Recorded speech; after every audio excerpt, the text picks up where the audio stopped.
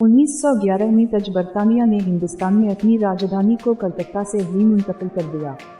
आने वाले वक्तों में एक नया मसला सर अठने लगा, बल्कि फन अठने लगा, और वो था दिल्ली और इसके गिरदवाओ नवामे नाग की बढ़ती हुई आबादी, जो कि न सिर्फ एक जहरीला और खतरनाक खजिंदा है, बल्कि इसकी बढ़ती आबादी भी लोगों की खौफ व हरास और बेचैनी का बाइस बन रही थी।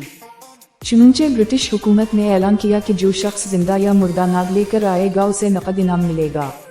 इस तरह लोगों ने नाग का शिकार करना और इन्हें मुकर्ररा सरकारी दफातर ले जाकर इनाम हासिल करना शुरू कर दिया।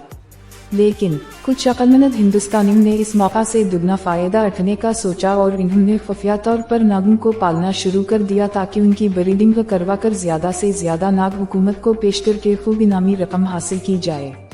और इस तरह ये सिलसिला चल निकला। अहल दिल्ली ने इस जहरीली गंगा में खूब हाथ पैर धुए, बल्कि डबकियां लगाईं।